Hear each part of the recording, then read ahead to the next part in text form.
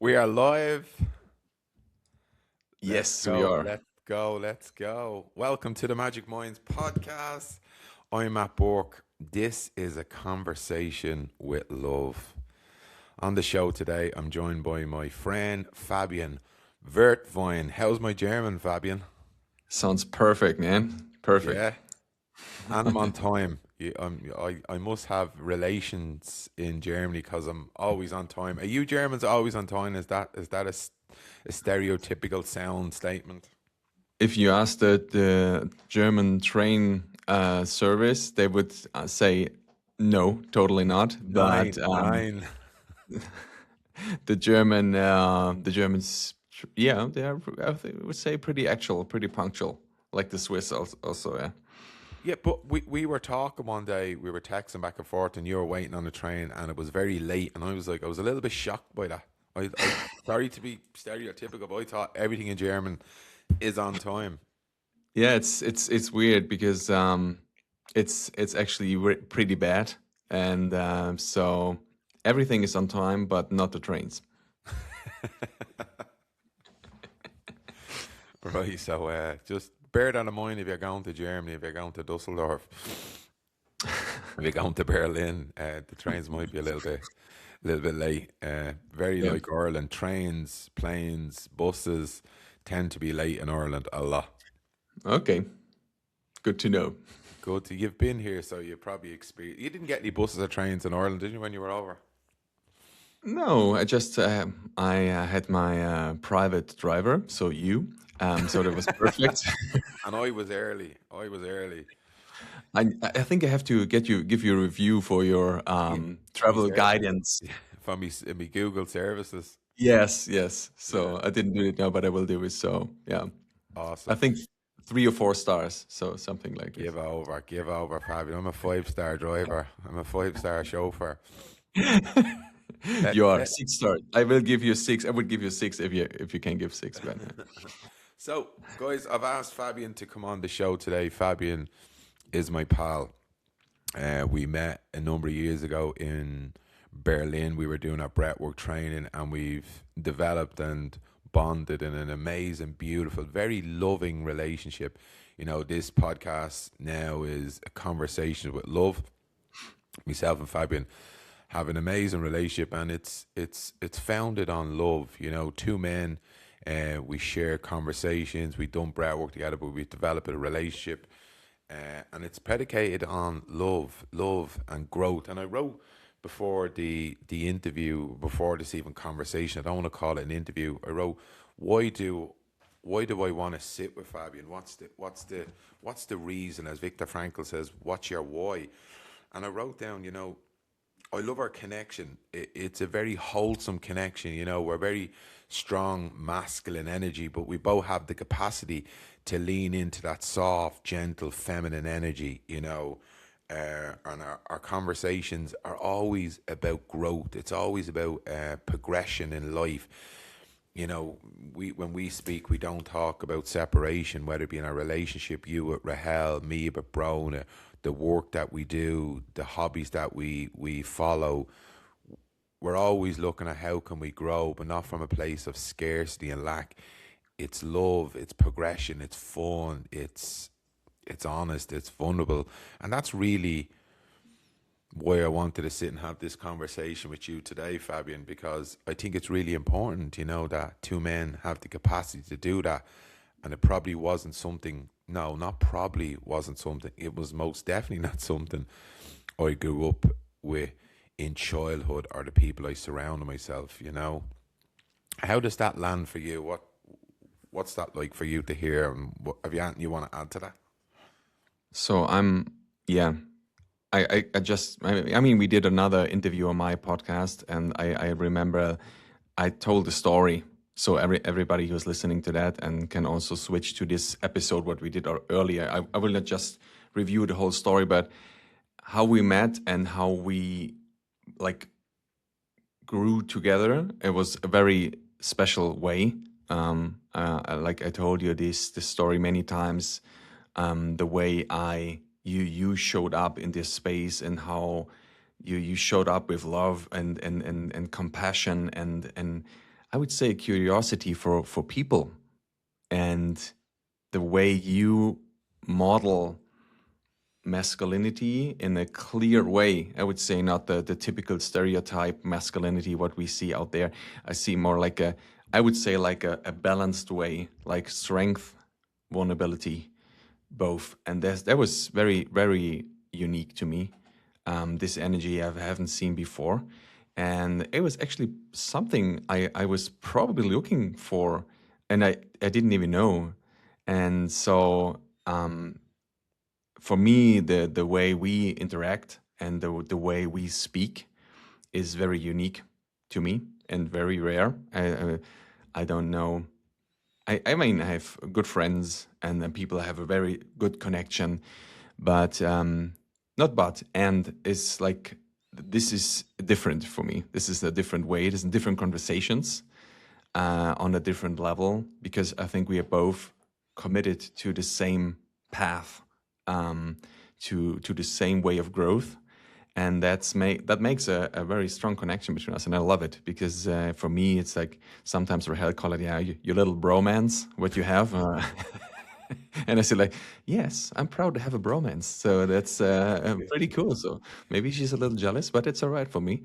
And then, Yeah, but actually, I'm very, very grateful for this connection, because it's something I probably see many people are looking for, and seeking connections, especially men. I know there's many people out there, they are lonely.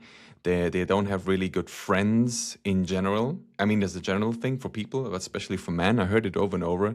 That's why man tribes and things are growing more and more.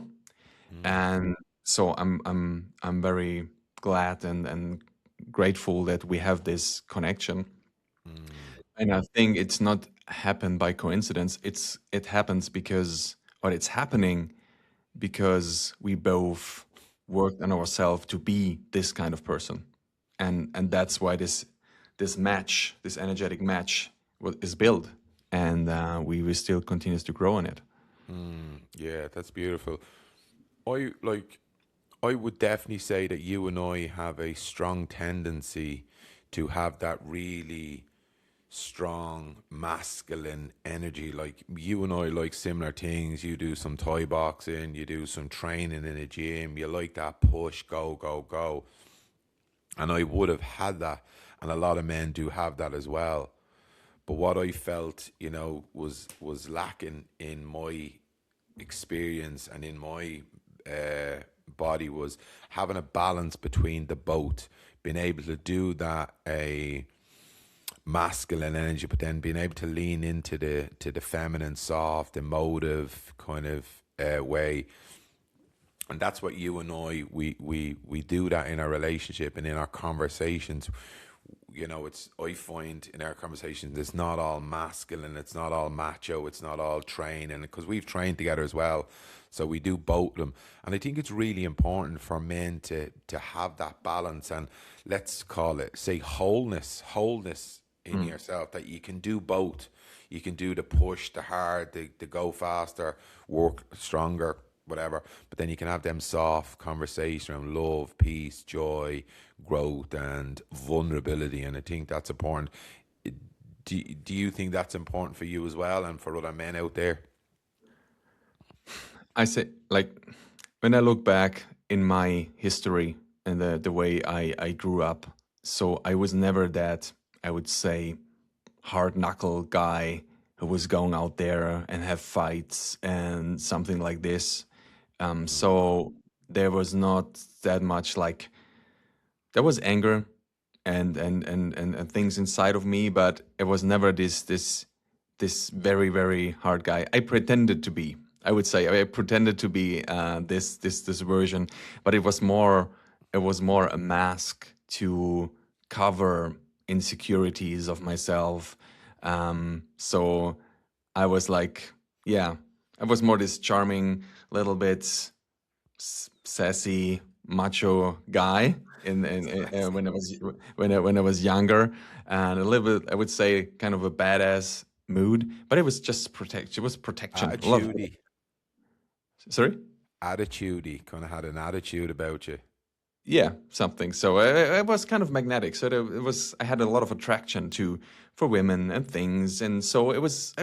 I think from the outside, people would say like, "Oh, he is living the life. Like he has women and a good job and things," and it was. It was not just all the flaw. So there was a lot of things good, but still there was a lot of protection and a lot of hiding things.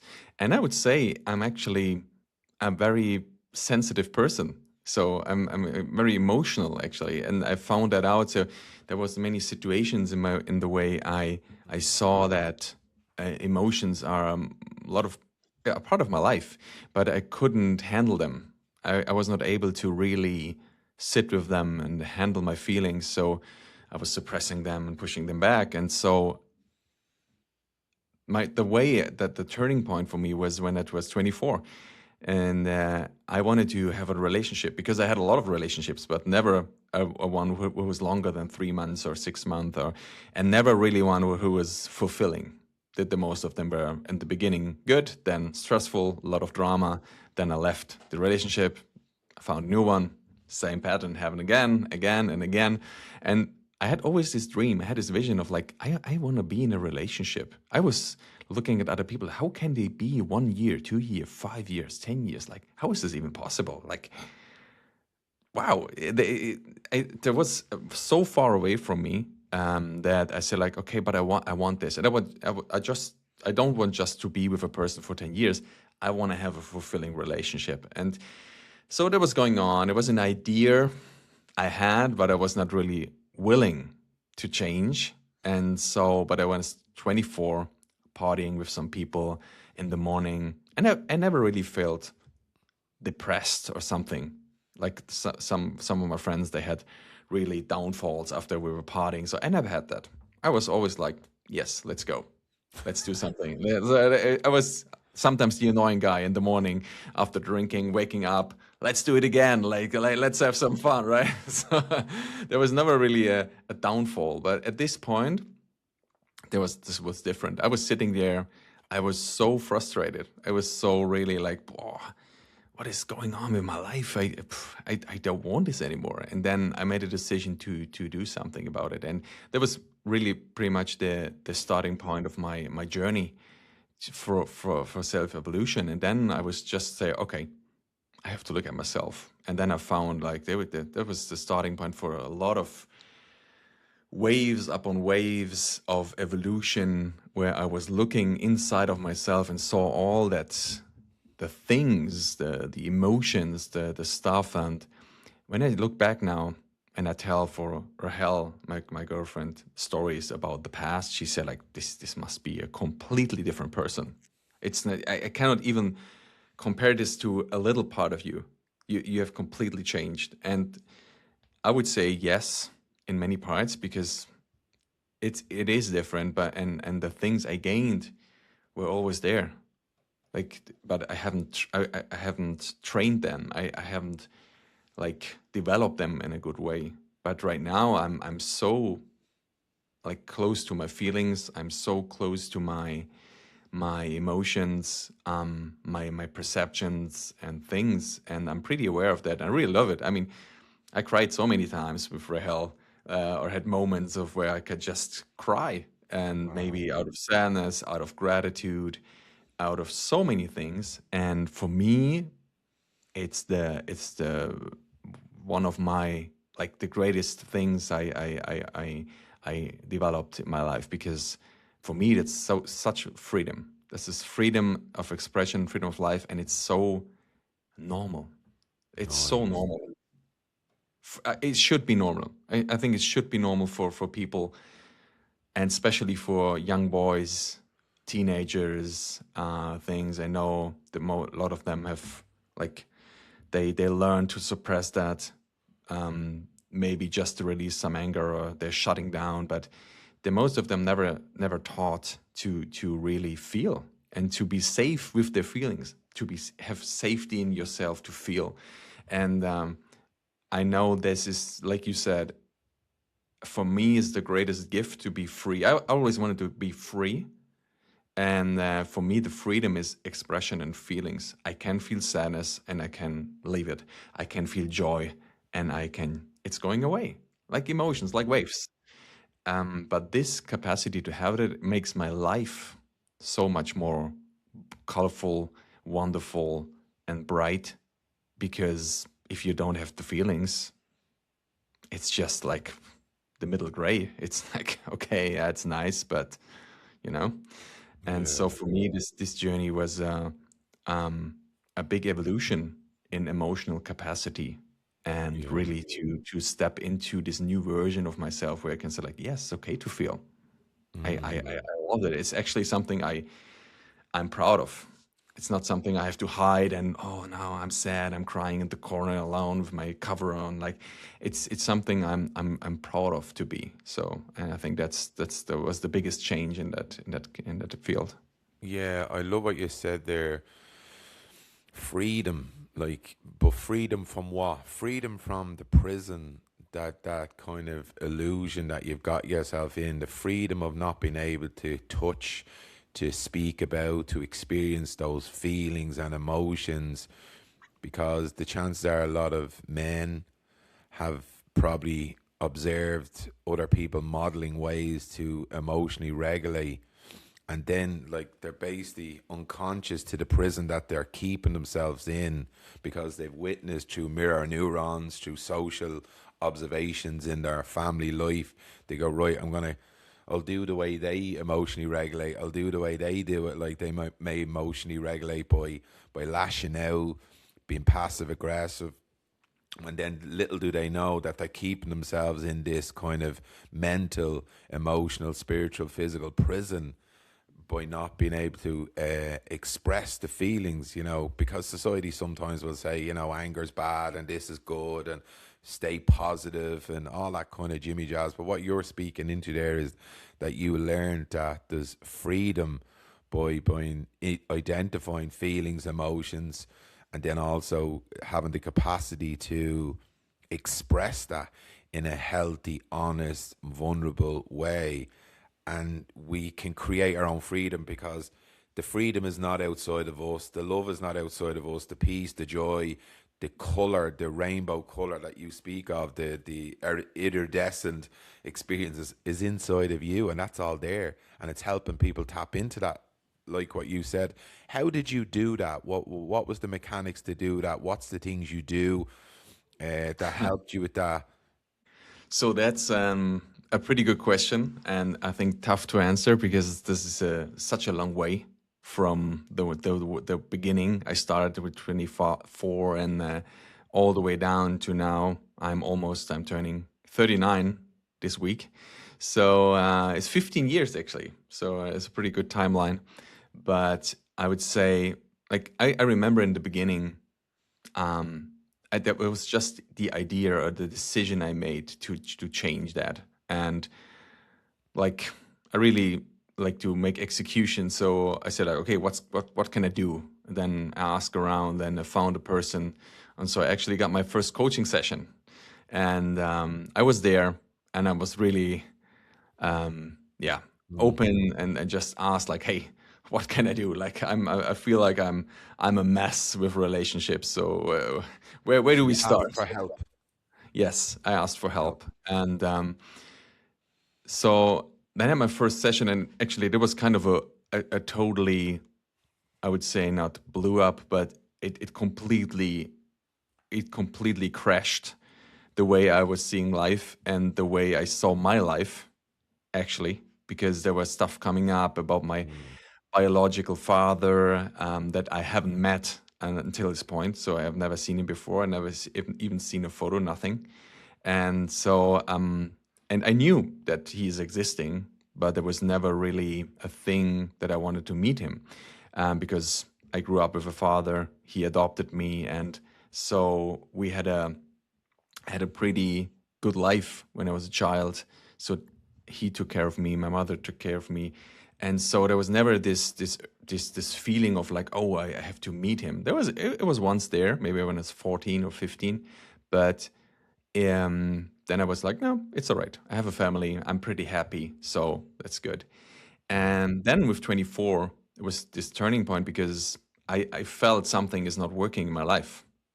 So I'm a mess in relationships somehow. And then in this session, the whole thing came to the surface that the not being there relationship, so this not non-existing relationship with my father had a big impact on the way I was feeling and I was struggling. And so this completely changed my view of myself and my life. And this were like, okay, I have to do something about it. And it really it was kind of a, I don't know, 10 mirrors or 10 things like just removed from my vision. And it was like, wow, this is crazy. And after I had this insight and this transformation, my body was reacting. I had a asthmatic reaction after this for like a couple of weeks. I had a bladder infection I've never had before. So Wow. things were going like for weeks on, and I felt like, okay, this is something I released just from my system. Something's releasing, and I, Release from the system. Brilliant. I just surrendered. I just said like, okay, if this is going on, so and it's all right. So, and then after 6 weeks, I met him the first time. So it was a pretty weird experience to see a person where this is your father, biological, like on paper, and but I don't know him, so it's kind of weird. So to meet a person you don't know, and there's a connection, but there's also not a connection, because that was a big breakthrough for me to see like even there's a person who is responsible that you are here on this earth. If you never met him, there is no connection, and I can have a beautiful connection to a person. There's no biological thing between us. So I think you can love a child even if it's not your child, and you can totally ignore or have a very strong distance to people. Maybe it's a person who should be very close to you.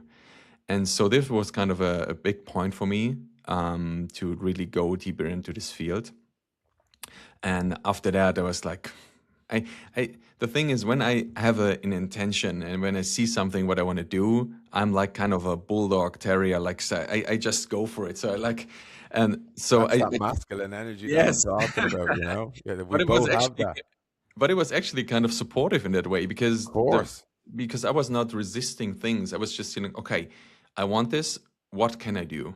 How can I grow? And then I took on different things. Like I made an education in family constellation, also NLP coaching, and I did it for myself. I was not really interested in being a coach or coaching other people.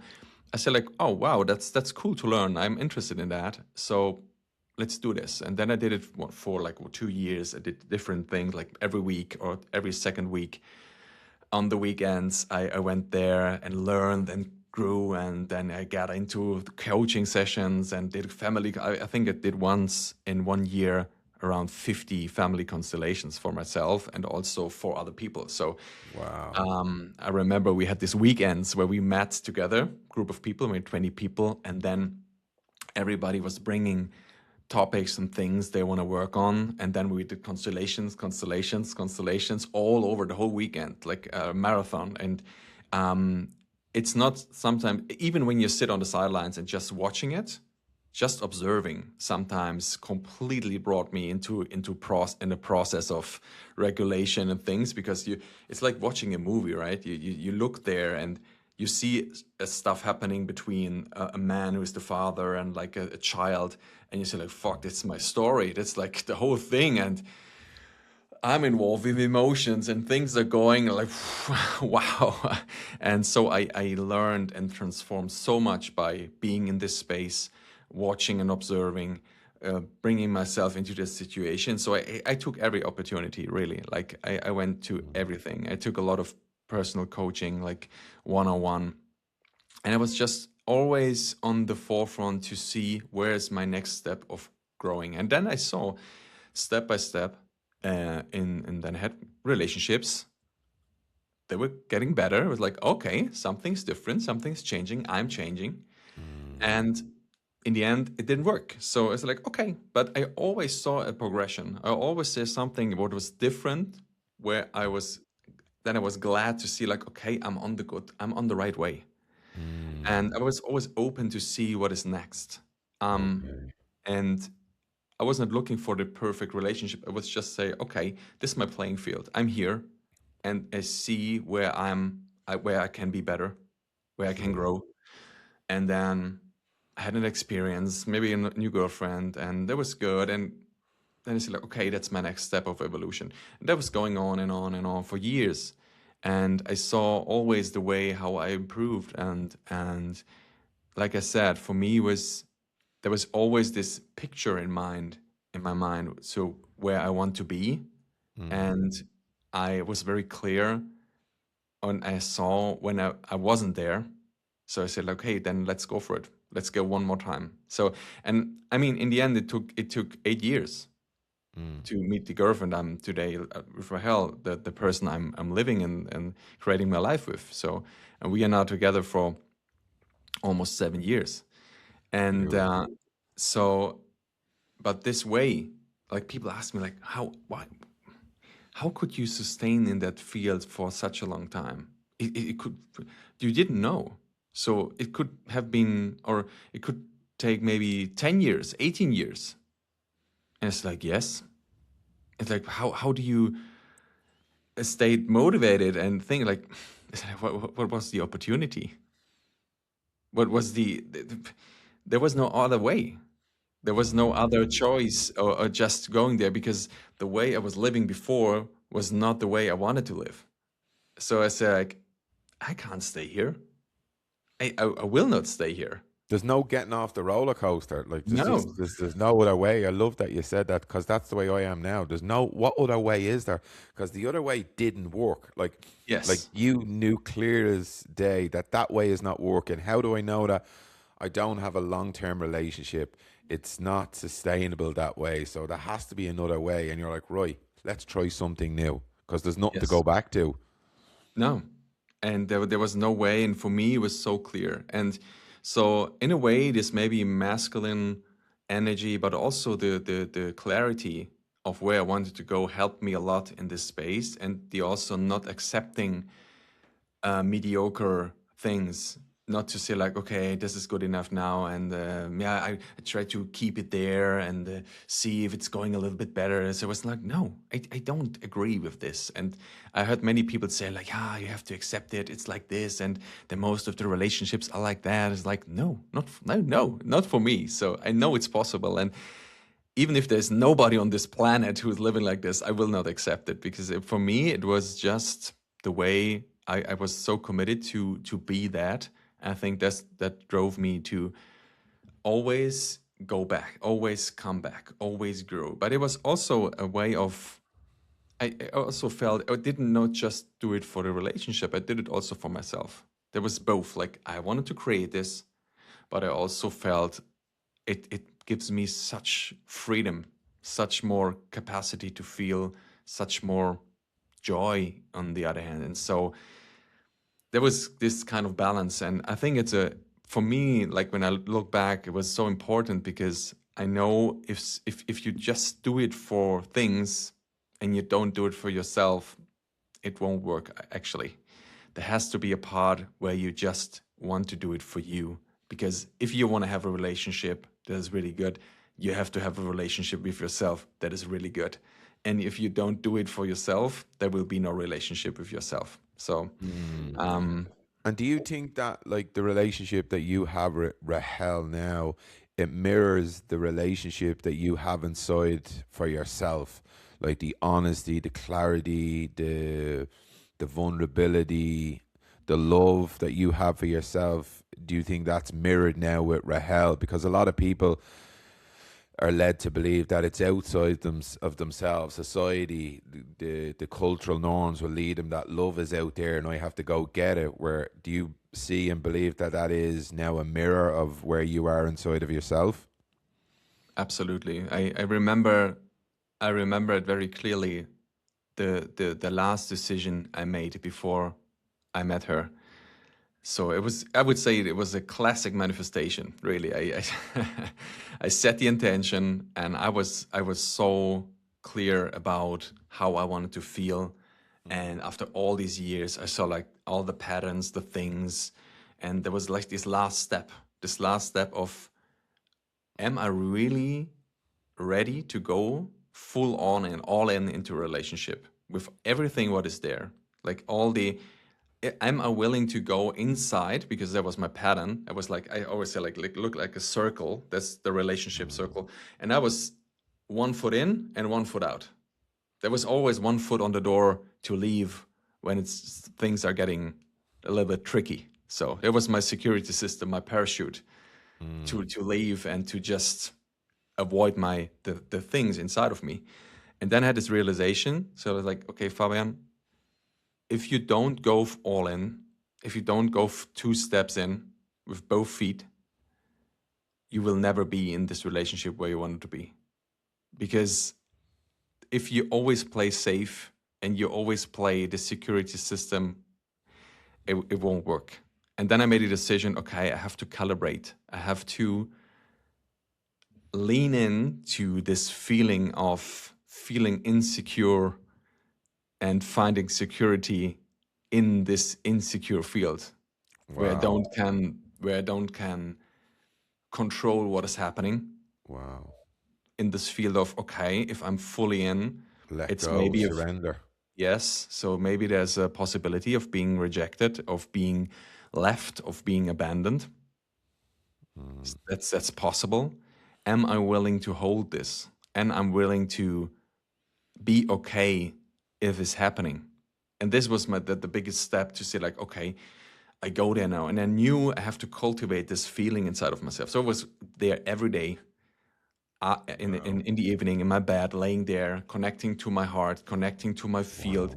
And I felt this feeling of being free, being in my own field of security, and holding that field of that energy. And so I know that this, and after like 3 months, we met, and it was like an instant connection after this. Like when we met and we developed this relationship, it was for both of us. We were both ready exactly for this, and so I know this is like a perfect reflection of my state of being, because there was so much intention behind it. And I mean, that's not a thing where you stop, right? That was one of my big learnings in the last years. So now then I had a relationship where I was so happy, and it was like, wow.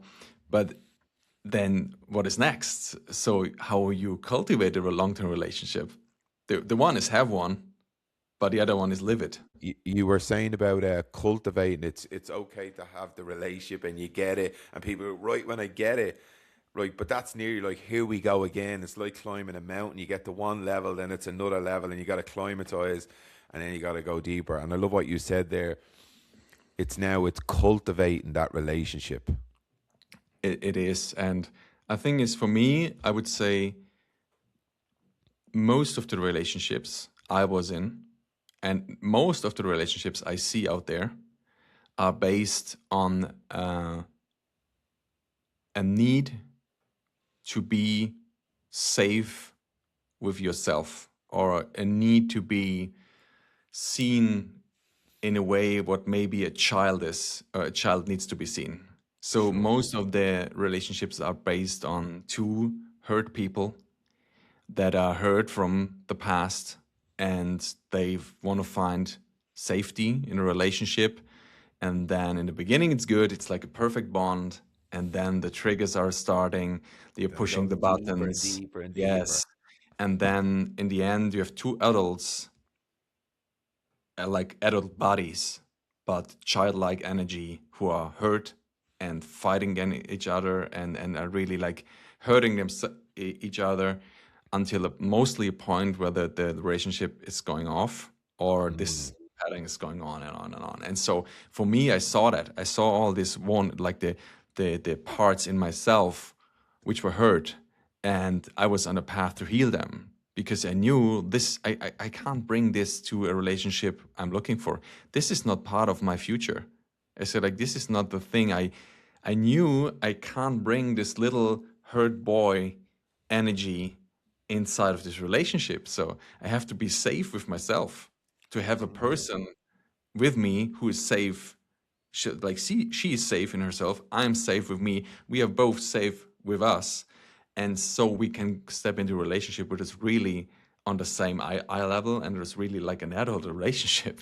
And Mm. it doesn't mean that there are not like pathways of the past still sometimes coming up, but the ground level of maturity what we have in ourselves, I think that's for me the baseline to start a really really really good relationship. It doesn't mean that you can heal it on the way. It doesn't mean that you can meet a person and you're still maybe in this, you still have patterns inside yourself. We all have that, had this. So it doesn't mean that you can heal it with another person.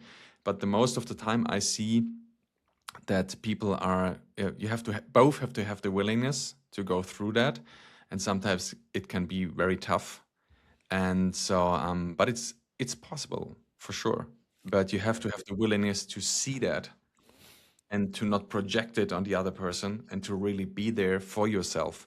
And that's what I say, like if you're committed for your own way, if you just do it for the relationship, it won't work. If you do it for yourself and the relationship will be the byproduct, it will work for sure, if with Yeah, and I think this person or another. But if you have to go for yourself. yeah, I love that.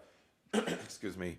I love what you said there about it's taking full responsibility for your own feelings, emotions, the childlike. There's lots of talk around there, the inner child, which is not so, but there's childlike feelings and there's childlike unmet needs within inside of this body, and what sometimes uh, people fail to, and which I failed many times in relationship, was that I was looking to the other person for the safety, looking for the other person to do this thing, move in a certain way, talk in a certain way, so I would feel safe. But what you spoke into there is that you realize that you have to feel safe for you inside of you, and you bring that into the relationship.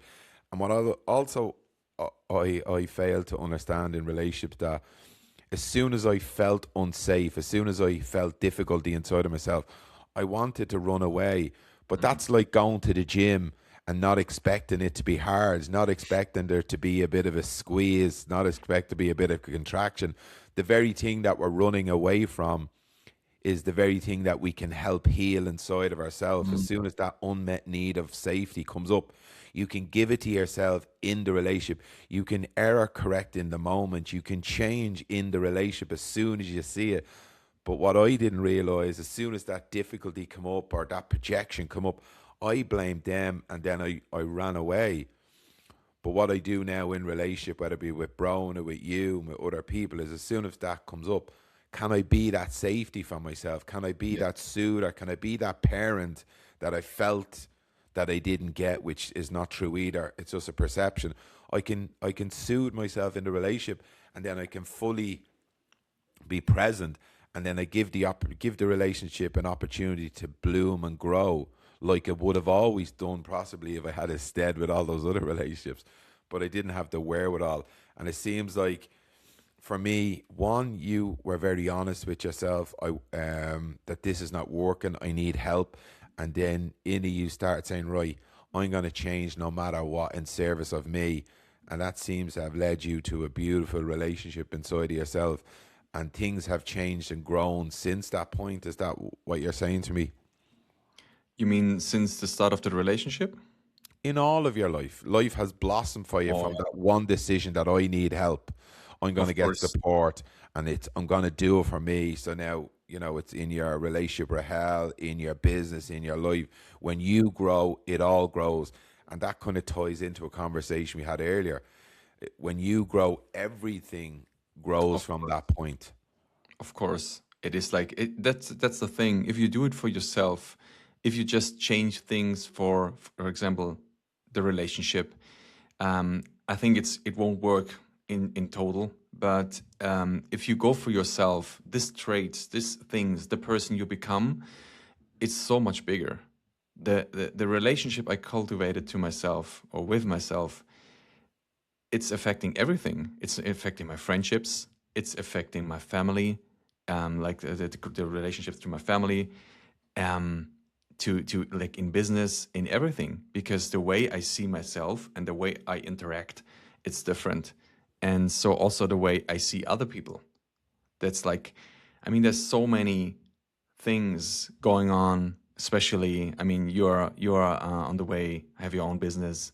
I have to. I mean, I worked for as a self-employed for many years. Now, I created a business together with my partner Rahel. So we both we are in the same thing. And if you want to, there's so much space and opportunities to grow, because all is a reflection of the way you are, or how you respond, how you see the world, everything. Especially when you're self-employed, it's a big mirror. I would say, child, if you have a child, if you're self-employed, or you cultivate a really deep relationship with someone, I think that's the three biggest parts where you can grow exponentially. And if you do it all at once, you have a mega transformation, I would say. But yeah, this so it's affecting so many areas, and I love it actually. I mean, that's the thing. If you like growing, if you love it to expand, even if it's challenging sometimes, or yeah, can be tough sometimes. It's for me, it's totally worth it, because I see it in I see the evolution in me outside of me. I mean, the way how my relationships and my friendships changed, and also things. I'm so happy about this, because I can see my life, and I and see like, hey, there's so many areas that are good. There's still ways I'm improving and I'm growing, and I think that will always be the case, right? Because the point right now, it's different where I'm in the relationship. For example, in the 7th year, it would be different than in the 10th or in the 15th year. There always are different phases and things to look at, because I mean, life can change in an instant.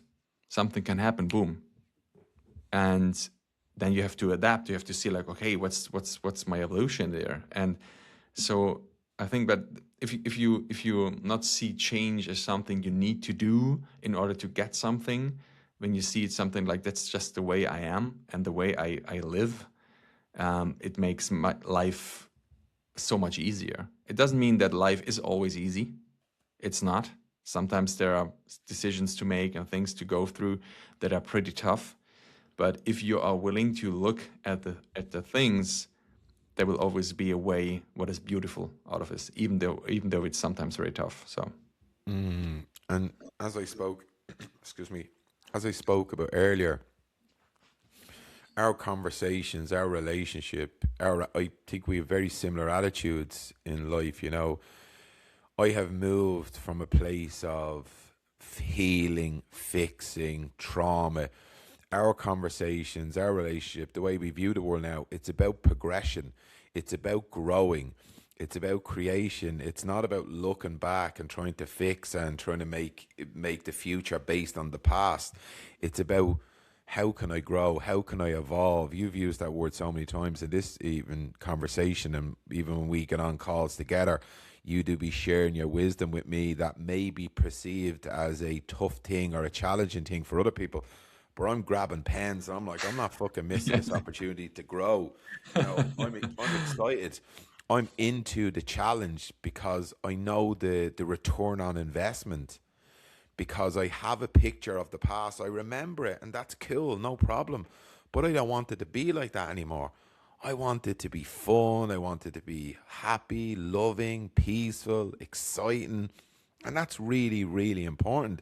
And it's a perspective that I think a lot of people, and we say men and women, would do well looking through that.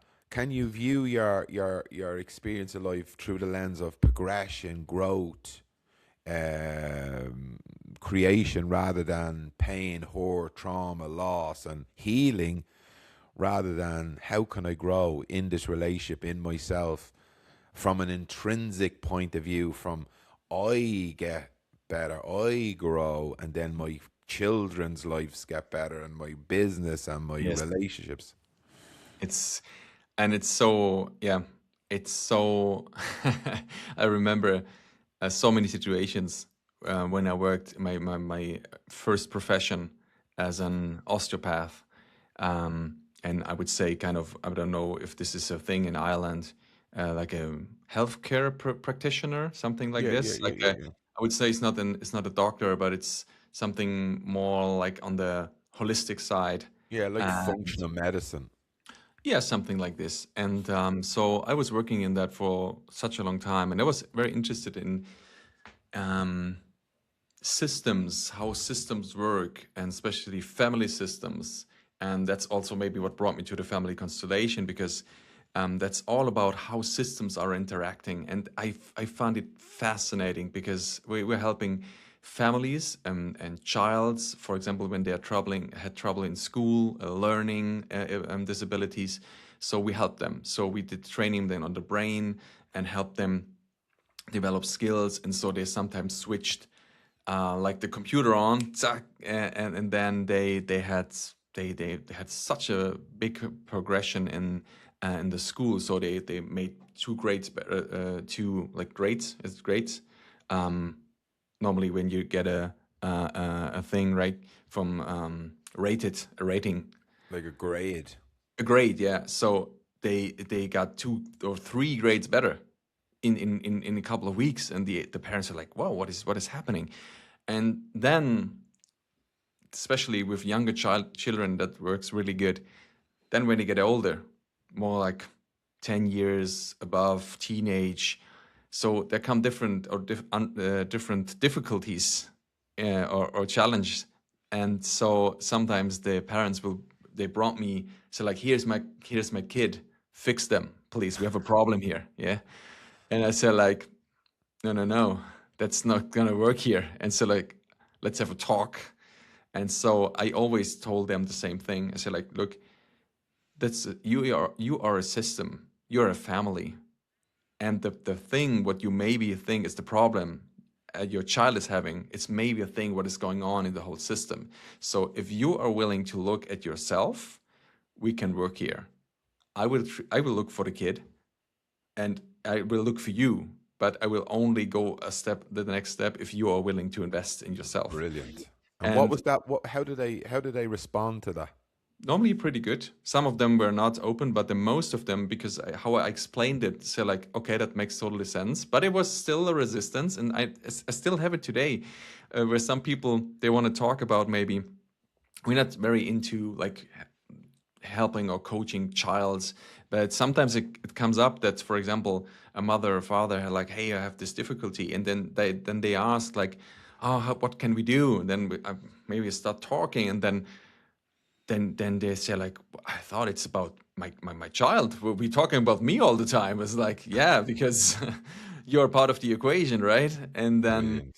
so if they're open, they see it's all about you. And it's sometimes really tough. I mean, it's tough to really see the responsibility in yourself, because I don't have kids, and but I have a big honor for everybody who has kids. I know you have.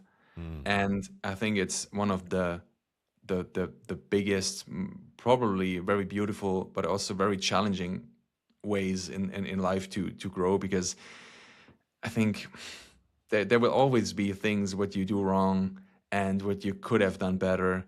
And there's sometimes so much guilt and shame and other feelings involved to see that and to really address it, that Mm. the people or the person say like, well, I don't want to look at this. But the only way to really go through that is to look at yourself and to see what you can. And I saw it so many times. Really, I have hundreds of stories where I saw people changing, and the child's like an instant. I remember there was a father. He had three sons, and with one of them, was a big problem. And so they brought him like, hey, can you do something for him? And I said like, I did my thing. I said like, okay, it's a system, so are you willing to work on yourself? So then we did one session with the child, and then we did another session with the father, and then we did another session with the father. And after the third session, the child wasn't even involved anymore. But they say like, it's so crazy. I, my son is coming home. There's no fight. He's open. He is willing to see, like, we have good conversations. Like, what is happening? It's like, you're changing. That's the way, because of you. You changed, and they didn't even realize what they were changing. That they were changing, or was they were changing. But they saw the effect. So like, damn, it's about me, but not I'm the guilty one, or I have to be ashamed. So like, I have to work on myself, and if I work on myself, things get better for me, Mm. but also from the family, and especially in families. I mean, the child always looks up to the parent, always looks up and say like, you are responsible for me, so I'm looking for you, giving me the safety, giving me the security. But if the parent is not stable, if the parent can handle emotions, if the parent is projecting on the child, then it's not going to work. You have to look at yourself and then really work for that. And if you go for it, it's so beautiful. I've seen it so many times. Even though with parents, even on the other way, like, just coached a person, and there was also always a big difficulty with the mother. And then she turned it around, like she changed, and it's like, who I'm talking to? That's not my mother anymore. They had conversations they never had before, and this happens. I've seen it over and over again. It's like, when you change, your environment changes. Even people Mm. they never maybe attended a seminar, never even took a coaching session. It doesn't matter. If you are the leader, if you go first, and you show up as your greatest self, with more compassion, with more love, with more stability, people will follow your energy. And Mm. that is so important to know. But to really take that on, this responsibility to take it back to yourself, that's the most crucial point in the process. Yeah, I love what you spoke in there too. When we change our personality, our personal reality changes. Okay, and and that in itself can be really challenging for people, because you and I spoke last week and we are talking about tangible things, cups and chairs, furniture and Mm, buildings, and society will tell you, if I change this and I change that, all outside of us. It's yes. really helping people to understand the nuance of changing inside. And I was in a prison last week, and I was talking to one of the guys, and he was talking about changing, and the thoughts that he has inside of himself about himself. And they wouldn't be very favorable. He would say kind of derogatory things about himself. He'd have a negative perception of themselves. How do we help people, and how have you helped yourself with really turning inside? And you said this a couple of seconds ago, being compassionate to yourself, being kind, being gentle, being loving, which you are as a man, and you're very loving and kind and gentle to me when I'm going through some stuff. How do you and how do we help people develop that inside of themselves, Fabian? How does we'll just speak from a man's perspective. How does a man now turn inside and change by being kind, compassionate, gentle, and easy to himself inside? What's your thoughts on that? That's a good question. And I would say for me, it's always the first step, and it's the willingness to change. Mm, mm, mm, mm. I've seen it so many times also, that people say they want to change, but they're actually not. They The only they the say only one that wants change is a wet baby. yes. So yes, you can say, I can speak the word, I want to change, but if there's not really a decision, that's the thing. Your body knows if you made a decision or not. If you cannot say, yes, I want to stand up from this chair, but the body knows if I'm going to do it or not. In the moment I decide, and the system knows that I'm going to do it, my body already reacting, because something is happening right now.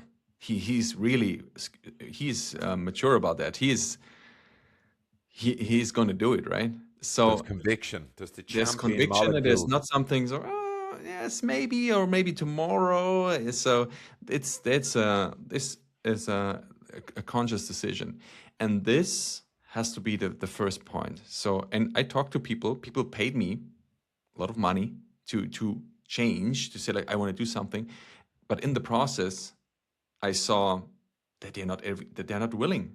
And even though I pointed it out, it's like, hey, they were not willing.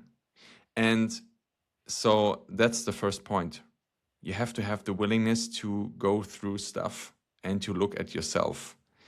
And it doesn't mean that it makes it easier or that it erases all the things you have to go through. But if the willingness is not there, it's hard because you just sometimes circling around things. And same thing what I told about the circle. If you go for 1 foot in, but one is still there, and it's okay.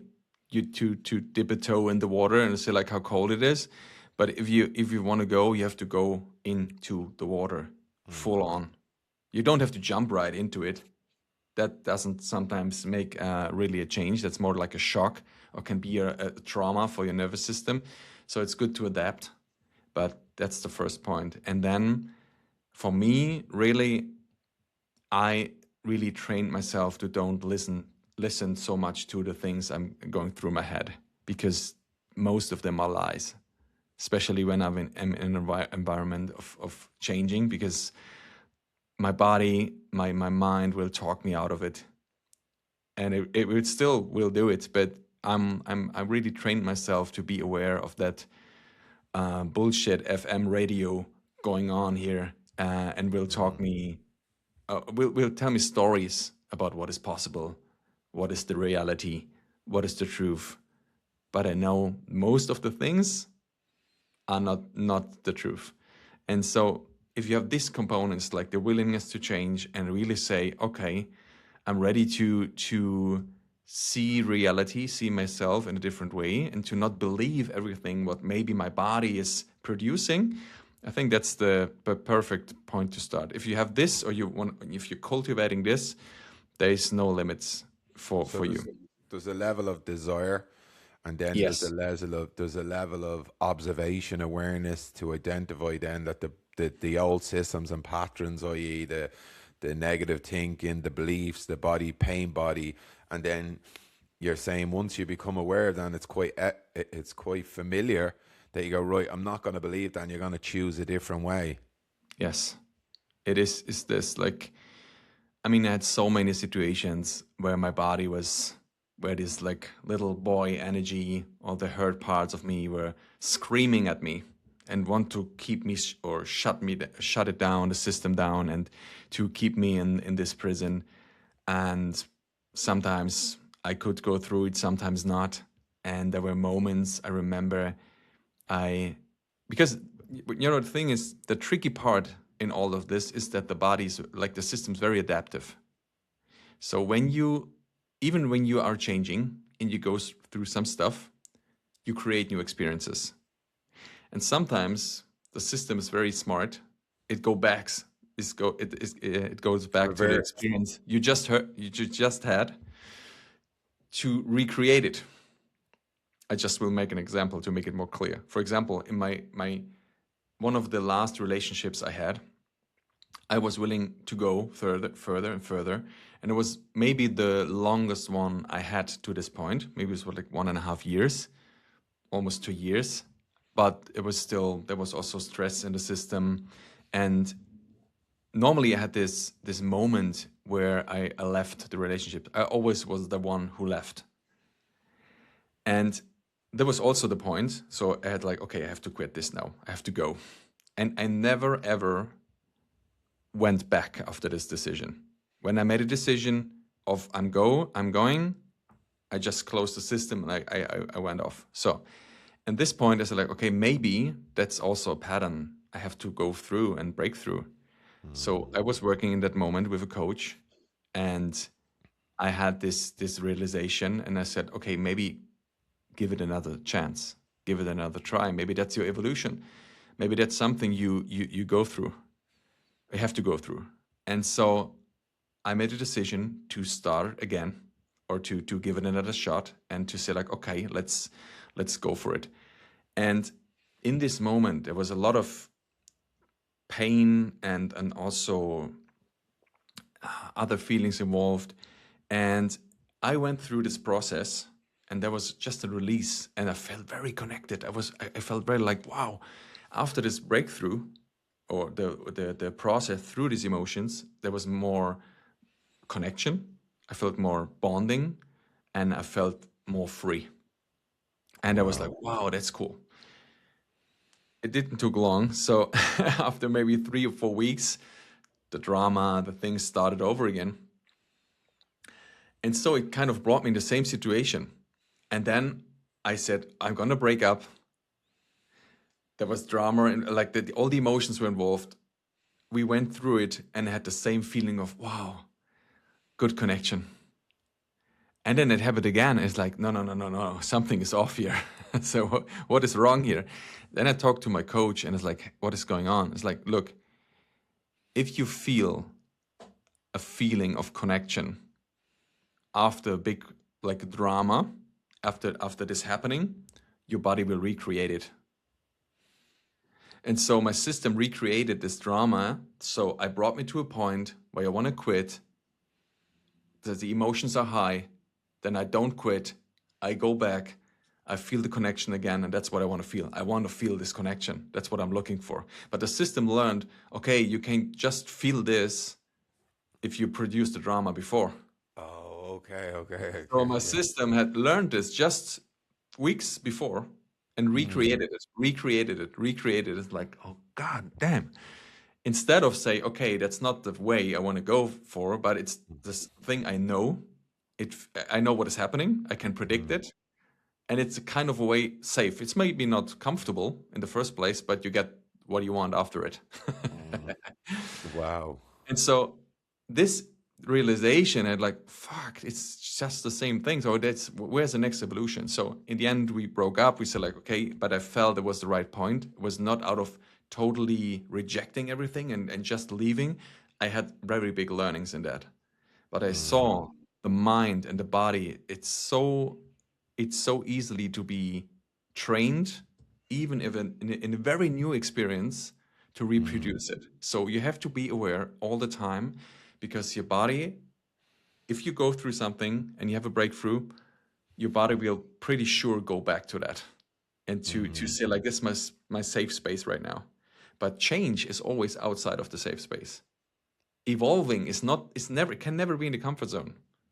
And that I realized in this point really, really clear that I always have to be willing to put myself outside in the growth zone. But there will probably not a lot of safety all the time. It doesn't mean I'm in the panic zone. It doesn't mean I'm completely in, like I jumped into the ice cold water, but I have to be willing to not just dip a toe into the water. So like, okay, I'm mm, walking, and it's cold and it's getting colder and it's getting colder, and I'm adapting and I'm getting there.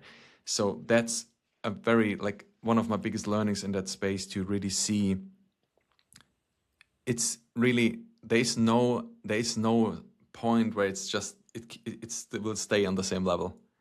There's evolution and growth, or it's dying. Like in the nature, there's no tree who's just for 7 years just like the same tree. It mm, either grows or it dies. And for yeah. me, it's the same. It maybe sounds a little bit black or white, but in the end, if you look in nature, it's the process of life. And so I have to be willing to evolve in a space like I do now, also in the relationships, in every other area of my life. And I know that's what it takes to really live a fulfilling life, and also a fulfilling relationship. That's what was my biggest learning also in the relationship. Like you can have a relationship, but to really live one is different, because a relationship is not a goal what you check off a list. It's not like, oh, I climbed the mountain.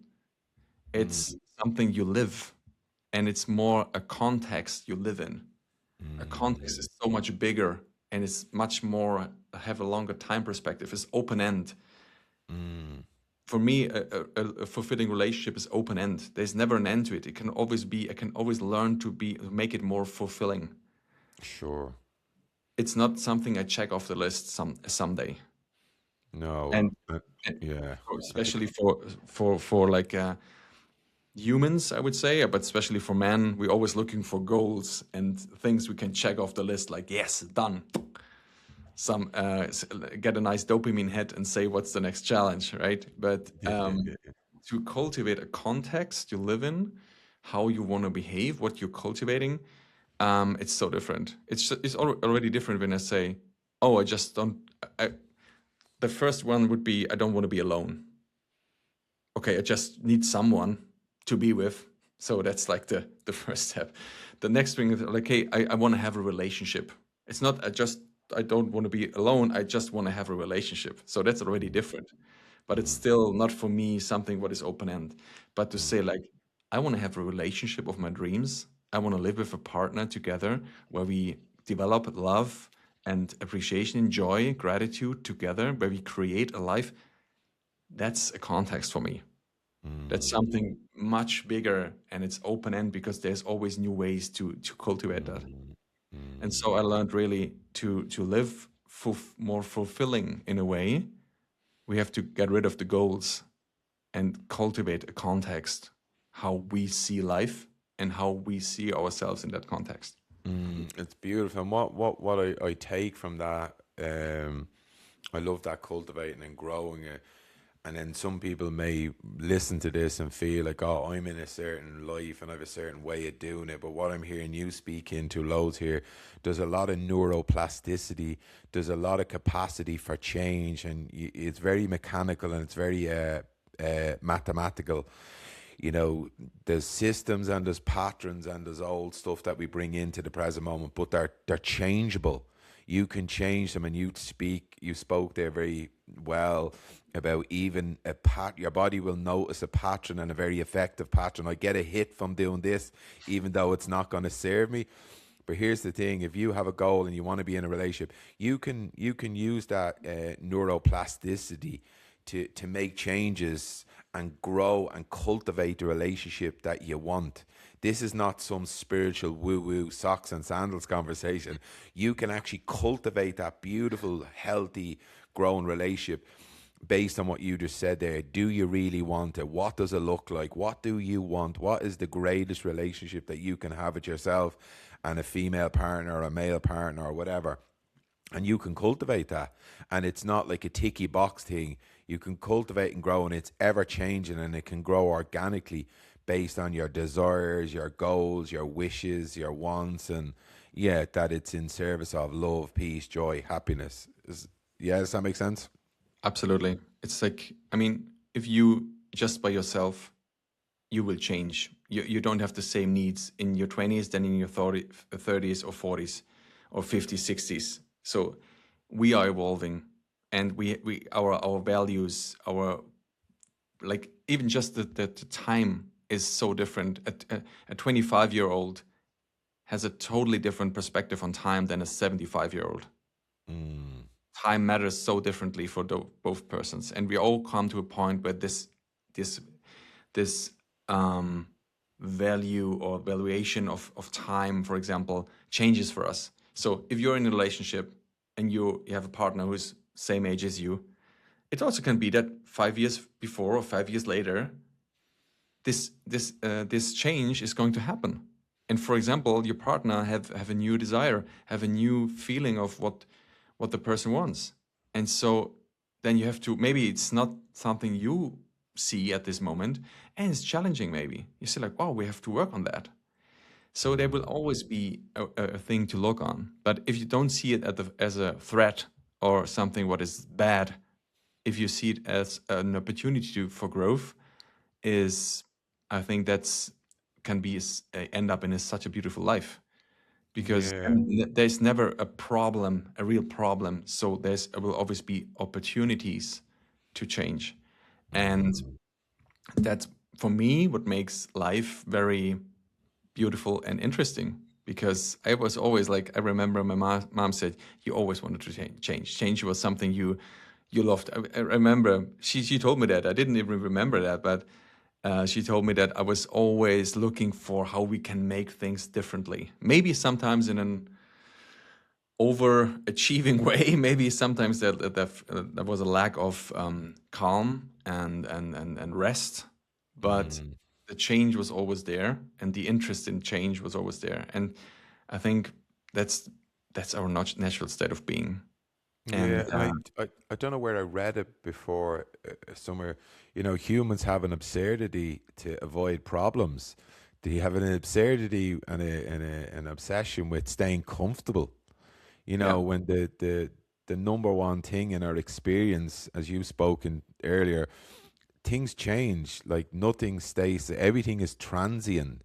You know, temperature, homeostasis. You know, bodily functions. You know, our experience in the hologram, everything changes, but yet we try to keep it the same. You know, uh, and it's helping people to get past that if they want change, there's gonna be resistance, there's gonna be a challenge, there's gonna be a breakthrough. Like a caterpillar never get, you know, becomes a butterfly without challenge and change, and it's helping people with that, and it's to embrace the challenge rather than to avoid it, you know. And sometimes people just unconsciously want to stay in that place of safety rather than creation. It's either love or fear or creation or destruction.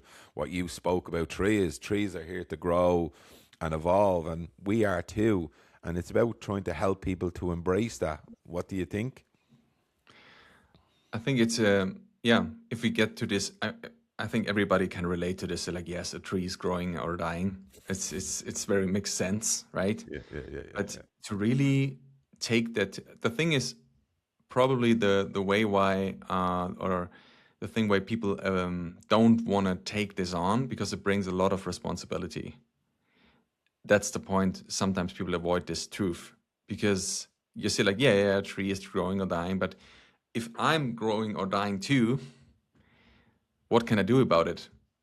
And what will I do about it?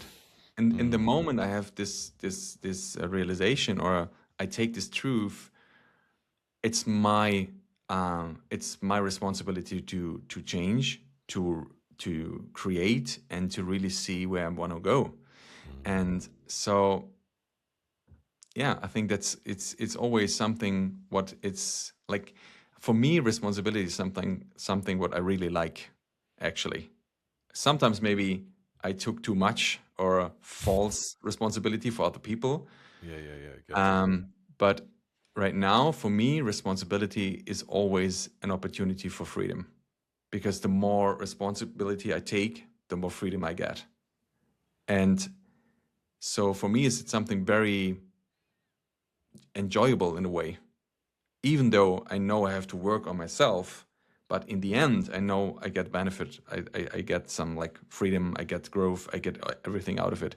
And I think we have to, I see when the people change their perspective of what responsibility means. If you train yourself to like, no, it's not something what you, oh, I have to take responsibility. Oh, yes.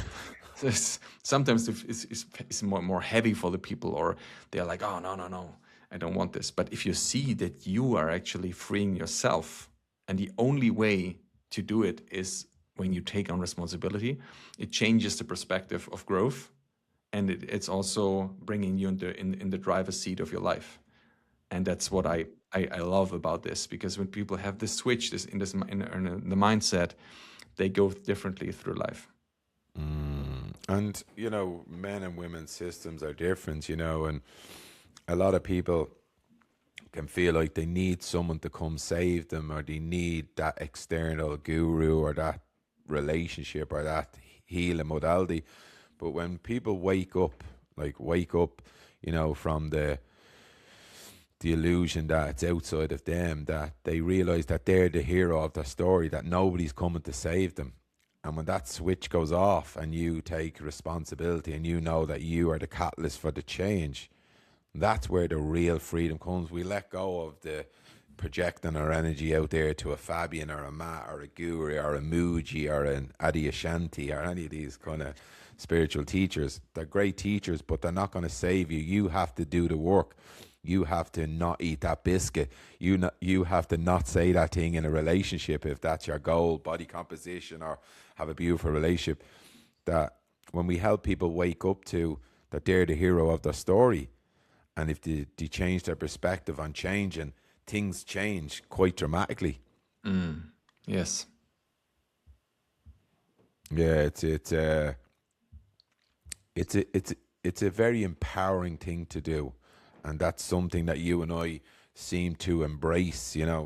Embracing the vulnerability of change, embracing the joy of change, and embrace the uncertainty, being comfortable with all of those things, because change has all of those things encapsulated in it: joy, happiness, struggle, uncertainty, doubt, indecision, bliss, ahas, clarity, then all of a sudden confusion. Would you agree? Yes, it's like I remember one situation with one of my earlier trainers. I had coaches, trainers, and he said, like, Fabian, look, your mind is a very good machine. It works pretty well. It can make a picture of the future. It can analyze things. So it's pretty good, actually. And also, it has a thing so it can watches things outside of you and can reproduce feelings. So it can make you feel, but it's actually not a real feeling. It's just a reproduction of something. It's like an imagination, but it's not the real feeling. It's like, okay, that's interesting. And that thought kind of stuck with me. And I went home after this workshop, and I was sitting in my living room, and it kind of hit me because I was looking at the white, like a wall, and staring at it. I was like, fuck, maybe if this is happening or was happening all my life, maybe I wasn't really capturing the truth of what it is. Maybe it was just an illusion. Maybe it was just something my mind made up. Exactly. Maybe it wasn't real. And I was like, fuck. And it really challenged me. I was sitting there the whole weekend staring at the wall. And it was confronting me with reality that maybe nothing was real, what I experienced. And then it kind of really brought me to not a spiral, but I went deep on that thought. And then I came to the conclusion. I said, like, Brilliant. okay, Fabian, if this is the truth, maybe what you experienced was not real. I said, like, okay, can you handle that? It's like, yes.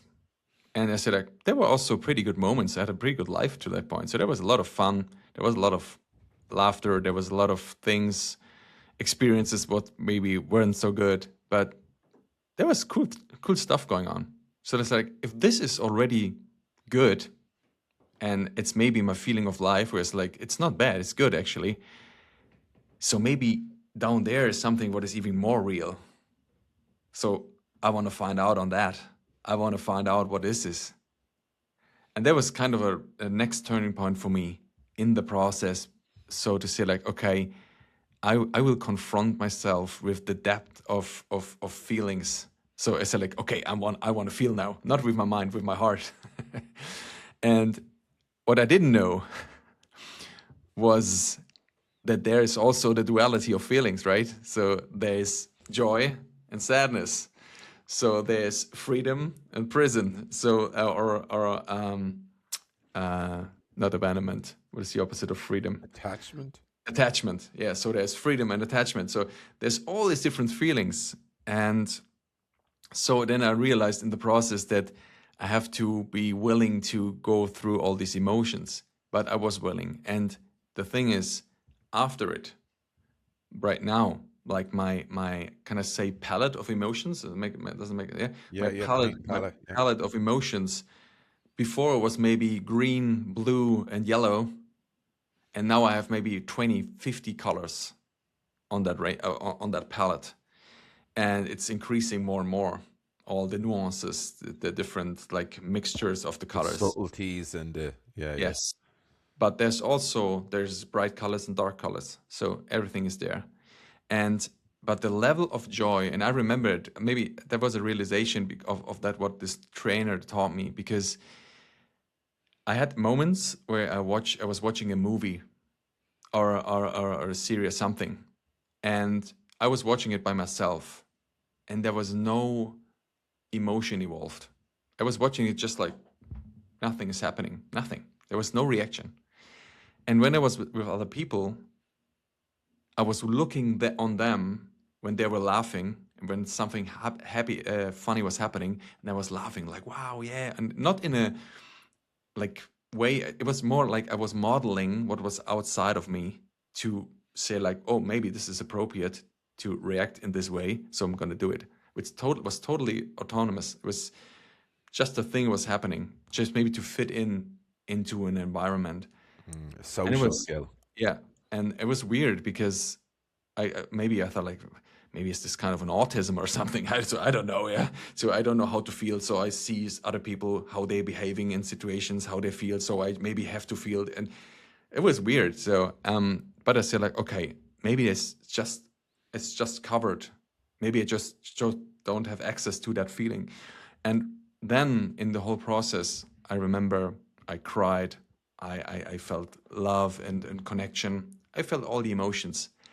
And right now, I can watch a movie just by myself, and I'm like, I'm laughing, I'm crying, I'm touched, I have all the feelings, and it makes my life so much brighter, so much more fun, because there's feelings, because it's all about the feelings at the end. It doesn't matter if you're achieving a goal in a relationship. We want to feel. We are We made think for in our this. head, we feel in our body. Yes, and this switch really to see there's always duality, like you said before. There's always duality of things, and to have the willingness to say this is all right. Always both can be there. I can be sad and I can be joyful. I can be free and I can feel attached. I can feel all the feelings. That's if you are willing to see that life is like this and not just the sunny side. If you have to have both sides involved, but you can choose where you want to go, that's the real freedom. And that was the big breakthrough for me in this case, to see it's not just erasing bad feelings and just to try to feel joyful and happy all the time. I do. I would say I'm a very happy person, and I train. I do a lot that I feel happy and I'm joyful most of the time. But it is not a coincidence. I trained myself for that, and but I'm also very open to feel sadness. I'm very open to feel anger, frustration when it I, happens. l- I love what you said there, that you've, like, it's not some spiritual woo-wah that's out there. You have trained yourself, you've trained the parts of you that didn't feel whole. It sounds like you, as a man, as a being in a man body, that there's a lot of wholeness in there, and that wholeness has created a lot of freedom to feel all of the palette of emotions and sensations: joy, anger, irritation, agitation, bliss, love, peace. And like, all of them are accepted. They're visitors. They come and go. They're transient, but you're not chasing one or the other. Yes. And you've been accepting of your experience, and that has helped you become whole, or remember you've always been whole. But it's also giving you freedom. Freedom has been a massive piece in this conversation. It's becoming free, and what's free? Transcending from the illusion. And I love what you spoke about there, about the perception of your past. Children are good observers, but they're poor at interpretation. So the memories we have of our past doesn't mean that it's true. And you woke up to this, and you're like, fuck. I don't know if Dr. Joe says it or whoever says it, but sometimes we probably only remember 15, 20% of what actually happened. And it's just our perception and interpretation of that. And I know for me, Fabian, that I never checked that. I would have like, yeah, well, my memory says this happened. Yeah, but how accurate is that fucking memory? Because it's based on a fear and it's based on an illusion. And yeah, you spoke a lot of depth in there, and I could feel it really waking up inside, just listen to you, it connected to my heart. You're like, fuck. Um, but I'm gonna say on this is that you have trained yourself to come down out of the head and into the body. You've trained yourself to wholeness, to remember wholeness. That tears is okay, laughter is okay, uncertainty is okay. It's just all okay. They're just experiences and they pass. Yes, But love is the way home. it is. And I mean, that's the good thing about being a man and have this energy of doing something and achieving something. I mean, everybody has this. I would say sometimes in man is there, but it's sometimes just a choice where you want to invest this energy. You can go outside and say like, "Oh, I have to achieve a goal to be happy and be fulfilled." It's like, hey, there's a lot of energy, of movement. Why don't use this here? I don't use this for me, for myself, for my Mm, emotions, but it's not really the thing what we are taught and what society tells us. So society tells us to look outside for mm, fulfillment, to look outside for a partner, for a job, for money, for anything outside of us. But if you have the energy for creation to doing what everybody has, is why don't turn that inwards and to really mm. do something beautiful inside of you? Yeah, and I love what you spoke about earlier about like modeling this. We as men grown up, we may not have seen it just because they didn't have the awareness, or they didn't see it in their experience growing up as a child or whatever, or didn't have the ability to notice it, let's say, that we then can be that role model man for ourselves, or that parent or that guardian. We can be the one that's really emotionally developed, emotionally aware, socially and emotionally, and we can give that out into the world. But we first have to be that for ourselves. And you said it really simplistic. It's a training. It's not super complicated. You said, you woke up to it, then you said, right, I'm going to be aware and I'm going to change for myself. I'm going to do it. And then that's what this, and we can really harness that masculine energy inside of ourselves to go do that thing for ourselves, be that thing. And then in that, we're not looking outside of ourselves. Like, there's so much in that, and you do that so well in our relationship, in our friendship, and we mirror that with each other, and we help each other with that, and we can do that for other people in our experience, in our families, in our friendships. So thanks for doing that, man. I really appreciate that about you. Thank you. What is it? We'll wrap it up here, and we'll say, what is the one thing that you would like people to take away from this conversation, our relationship, what they witness here? And I will say, I will definitely, let's have this conversation again. Make this a bit of a regular thing, that we speak about these things, that it's not just a one-off podcast conversation. Because me and you do this, we nearly had to stop talking earlier because I said we're going to waste valuable information, because we just got into it. We just get into it.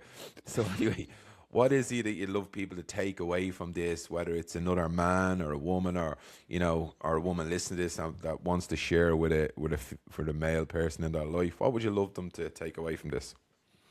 I mean, it's probably for everybody different nuggets inside of this conversation.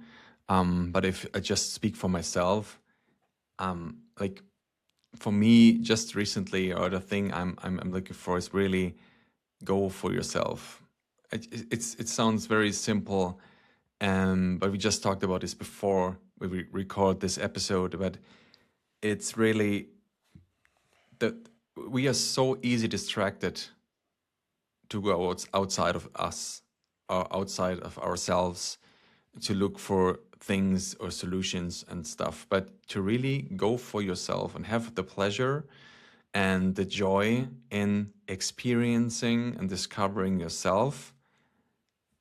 This is for me the biggest game changer, because I will always look for something what brings me joy. And if I have joy in growing in the process, not just for the end result, it fills my life. It just look, if I'm going for a goal and say like, oh, I'm going to achieve this in 1 year, the moment when I achieve this is pretty small. It's a moment of like, wow, this is amazing. And maybe I look back at this several times and say like, wow, that was a cool moment. But the 1 year it took me to go there, if I don't enjoy this process, I will lose 1 year of time just for a moment of joy and bliss, for example. But if I'm committed and involved in the process and looking in, if I look for my own evolution, I enjoy the whole year. I go through every phase and I enjoy the moment. So that gives me a very different feeling of my life. And instead of looking for something in the future to make me feel that, I feel it now, and I go through everything, and I feel it then, and I will feel it in the future. So for me, that's the power of creating yourself. And if somebody can really take that on, it changes the perspective how you see yourself in life, and it makes it, for me, much more beautiful. Oh, fabulous. I love, I hope that people really take away from listening to you that your attitude to change, your attitude to grow, and your attitude to progress and evolve, and and you spoke about it in a very fun, loving, but also a very strong way.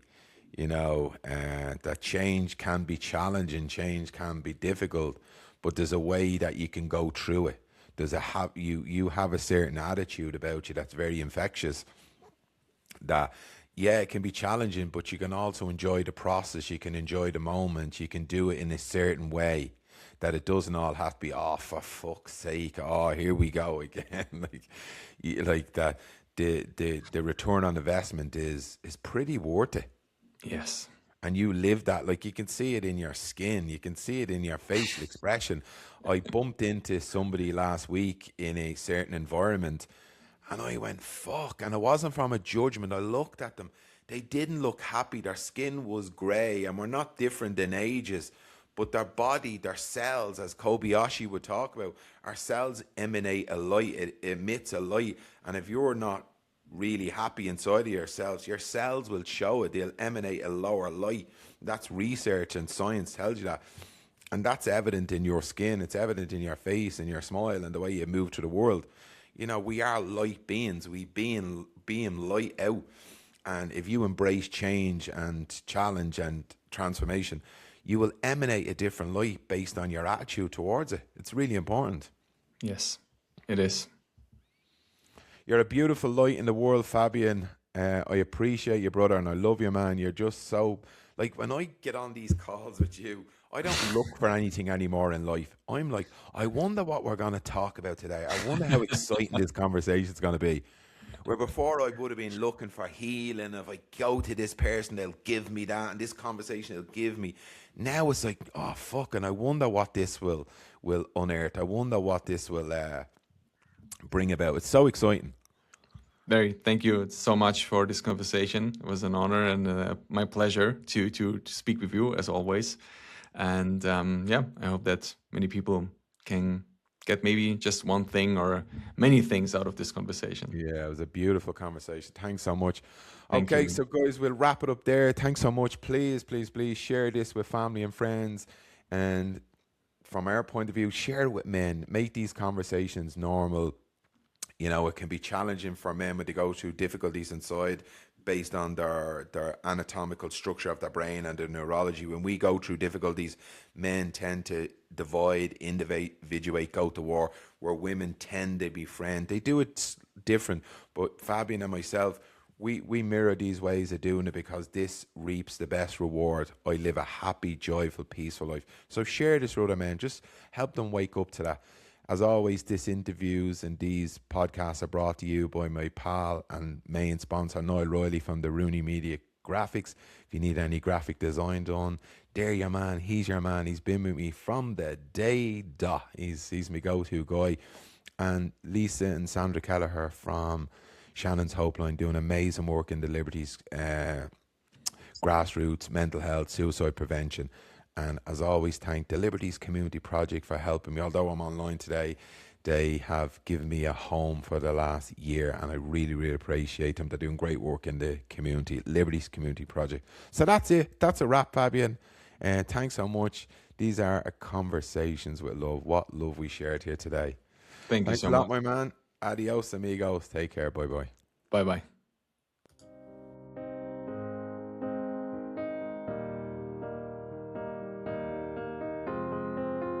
I will run, I will climb, I will soar. I'm undefeated.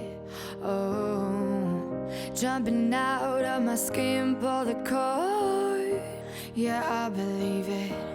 Oh, the past is everything we were. Don't make us who we are. So I'll dream until I make it real, and all I see is stars.